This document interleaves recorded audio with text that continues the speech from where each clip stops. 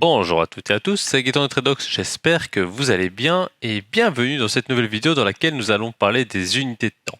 Si vous avez déjà un petit peu d'expérience en trading, vous savez ce qu'est une unité de temps, mais c'est quelque chose à prendre quand même assez sérieusement car le choix de l'unité de temps va un peu déterminer le style de trading que l'on fait.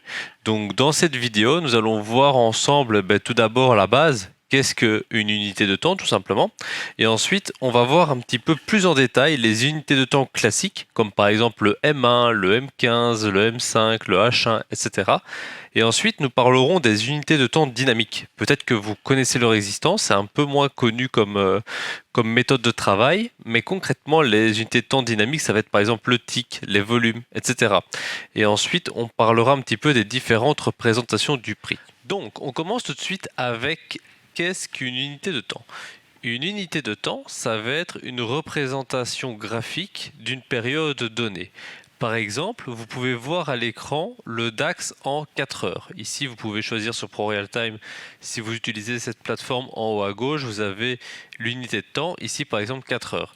Ça veut dire que chaque chandelier japonais que vous voyez à l'écran représente une période de 4 heures. Donc ça nous permet d'avoir une information assez conséquente sur l'historique, sur ce qui s'est passé sur les cours de cet actif.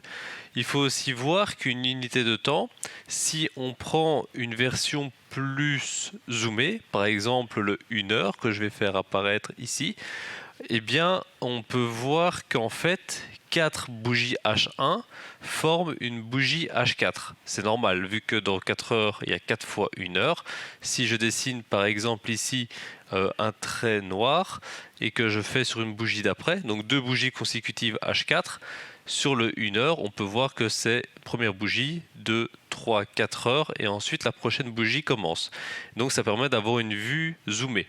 Si je vous montre ça, c'est pour vous parler d'un point qui est très important, c'est qu'on ne va pas travailler sur une unité de temps exclusive. On va toujours prendre un éventail d'unités de temps afin d'avoir une vue plus globale et après de pouvoir rentrer en détail. Donc on va d'abord parler des différentes façons de procéder aux unités de temps avant de voir plus en détail les unités de temps classiques et dynamiques. Je pense que d'un point de vue pratique, du moins ce que je fais de mon côté, que c'est très intéressant d'avoir un éventail de 3 unités de temps avec à chaque fois un facteur 2 à 6 entre chaque UT. Par exemple, on peut travailler avec du 4 heures pour faire une analyse vraiment très long terme. Ici, on peut voir que sur ce graphique, on voit de avril jusque le mois de juin. Donc c'est quand même 2 à 3 mois d'historique. Dès qu'on dézoome un petit peu, on a très vite 4, 5, 6 mois d'historique. Ensuite, ce qui est intéressant, c'est de par exemple faire une première analyse sur un graphique en 4 heures. Ça va permettre d'avoir une analyse globale sur le long terme. Et ensuite, par exemple, si vous êtes en day trading, vous allez travailler sur des unités de temps plus courtes. Donc ça peut être intéressant, par exemple, une fois ou deux par semaine, de passer sur du 1 heure.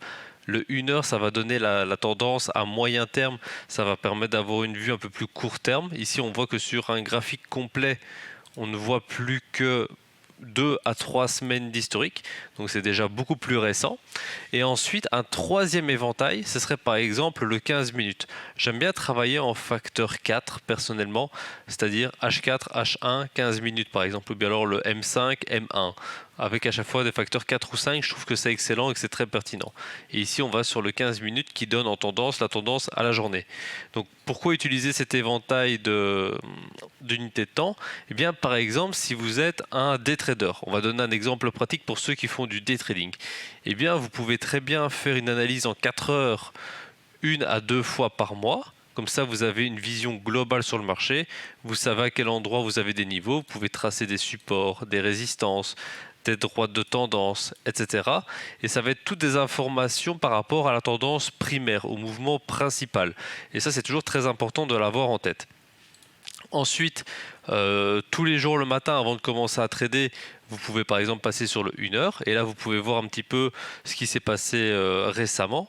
Pour rappel, 1 heure, le marché est ouvert en moyenne 12 heures par jour, on va dire de 8 heures à 22 heures. avec des mouvements plus ou moins conséquents, eh bien ça permet d'avoir un peu plus de données qui permet d'affiner un petit peu l'analyse. On voit par exemple que la ligne qui a été tracée au-dessus, elle est déjà pas mal, mais elle ne touche pas la mèche ici, et donc on peut appliquer des petits correctifs, comme par exemple de rajouter la petite mèche comme ceci, et d'avoir une analyse encore plus fine. Et ensuite, on va passer sur une unité de temps de travail en temps réel, qui est le 15 minutes par exemple dans ce cas-ci, qui va nous donner nos points d'entrée. Imaginons qu'on fait une stratégie de suivi de tendance, on se dit que tiens, on a cette oblique baissière qui est en place depuis vendredi. Eh bien, une stratégie, par exemple, je dis ça comme ça va être de faire du rebond à la baisse tant qu'on est en dessous de la zone rouge. Donc vous avez par exemple la zone rouge, vous dites bah tiens, tant qu'on est en dessous, c'est qu'on n'a pas la force d'être à l'achat, et donc à chaque fois qu'on va toucher l'oblique, vente, vente, vente. Et donc se dégrader d'unité de temps, ça va nous permettre à la fois d'avoir de grosses informations sur les supports, les résistances à plus long terme, et ensuite de pouvoir zoomer un peu comme si on utilisait un microscope sur le marché pour avoir des informations vraiment très pertinentes pour arriver à notre point d'entrée qui est toujours sur l'unité de temps la plus courte. Que vous fassiez du swing trading, du day trading ou du scalping, le graphique sur lequel vous allez prendre position est toujours celui le plus bas du dégradé. Attention cependant à toujours rester cohérent par rapport à votre analyse. Imaginons que vous analysiez du H4 pour définir vos points d'entrée et qu'ensuite vous rentrez sur M1, eh bien le décalage sera tellement grand entre les deux unités de temps. On est quand même sur un facteur 60 x 4, donc 240, ce qui fait que il faudra quand même rester un peu prudent par rapport à ça, parce que le risque à ce moment-là, ça va être d'avoir des zones trop grandes par rapport au M1 et donc d'avoir des ratios de moins bonne qualité, d'avoir plus de drawdown, moins proba de réussite. Enfin, c'est vraiment pas conseillé d'avoir un tel dégradé. C'est toujours intéressant. Ce que je vous conseille de faire, c'est une grosse UT pour la tendance de fond et ensuite deux autres UT, une pour l'analyse du jour et une pour rentrer en position.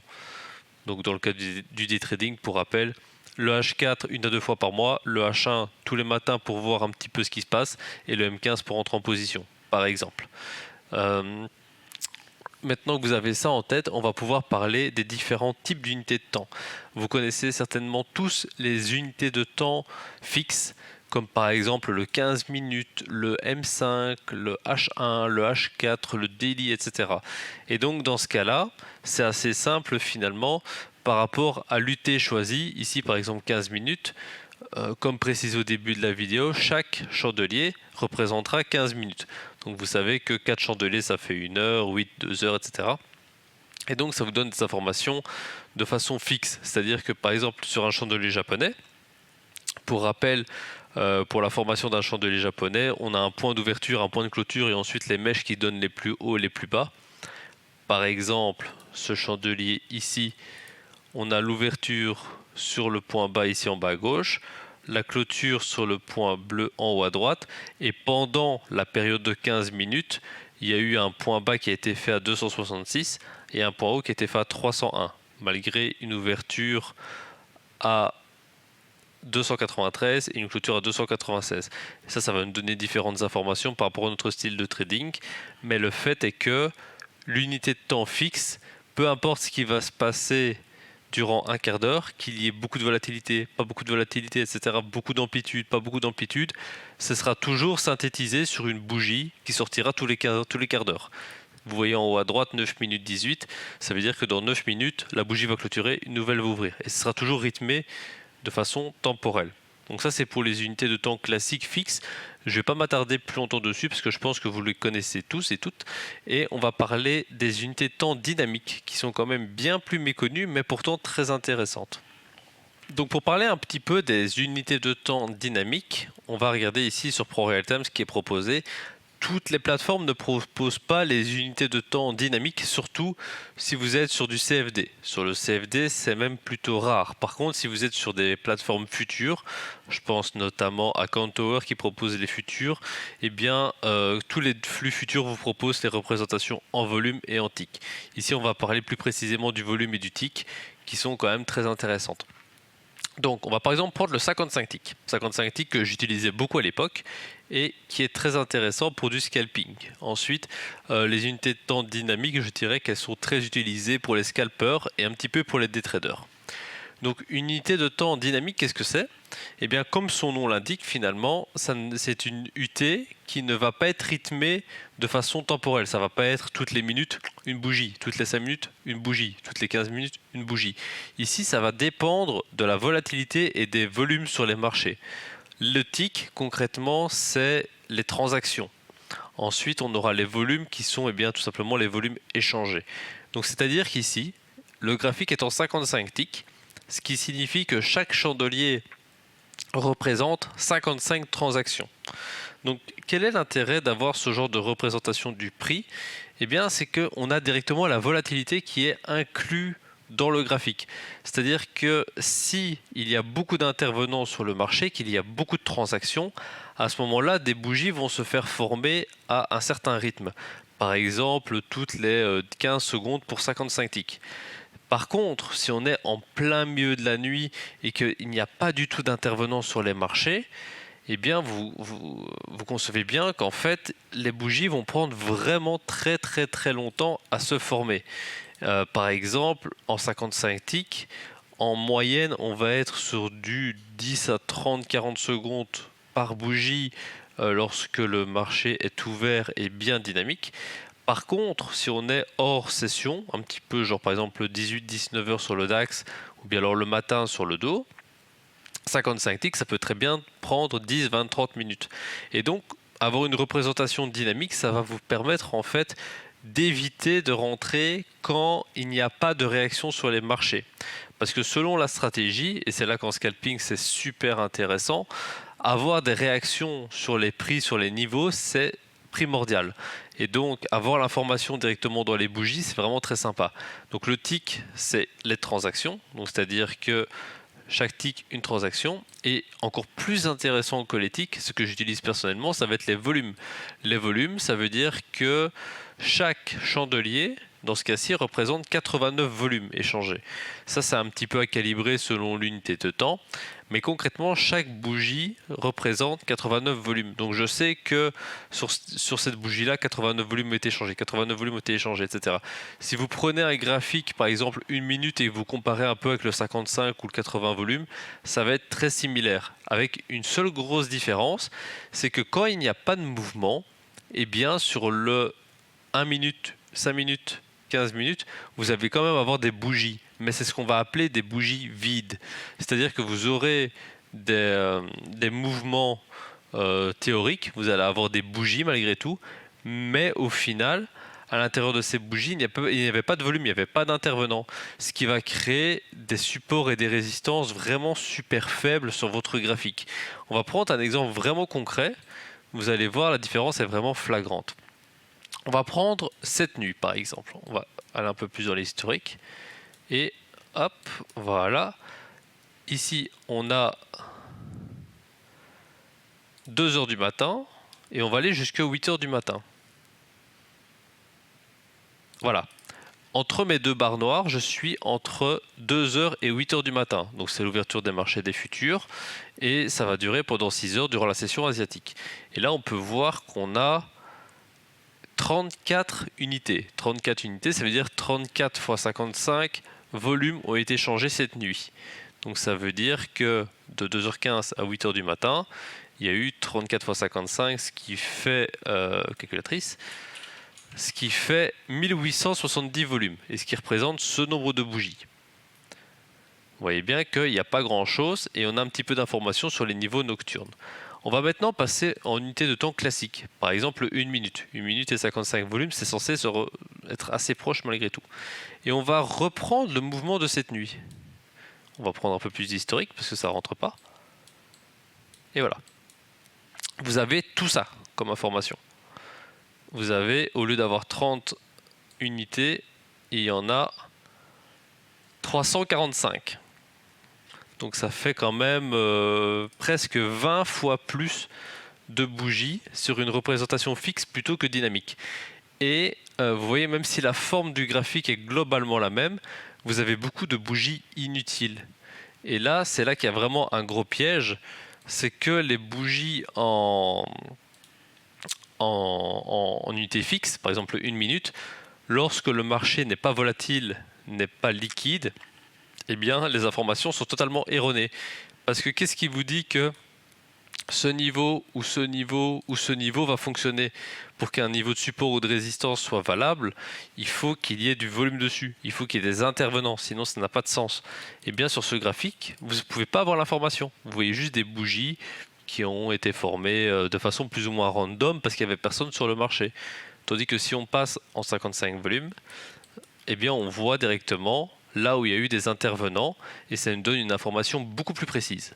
Donc c'est pour ça que si vous êtes en scalping, je vous conseille d'utiliser un graphique en tick ou en volume allant de 11 à 100 selon l'actif, selon la volatilité recherchée.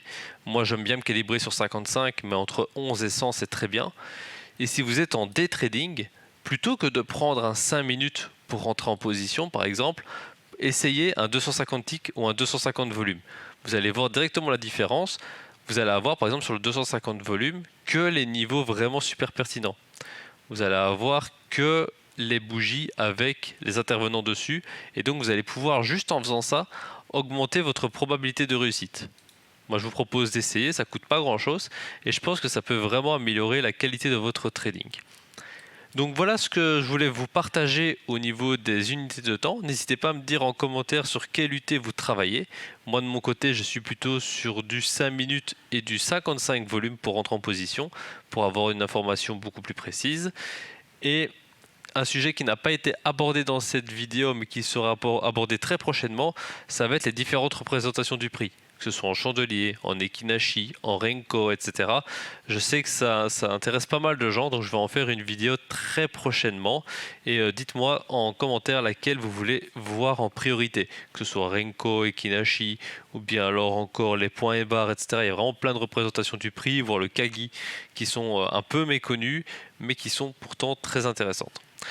Donc voilà pour cette vidéo, si ça vous a plu n'hésitez pas à la partager, à mettre un petit like et vous abonner à la chaîne pour ne rater aucune vidéo, ça me fait super plaisir. Et je vous souhaite à tous d'excellents trades et à la prochaine, salut!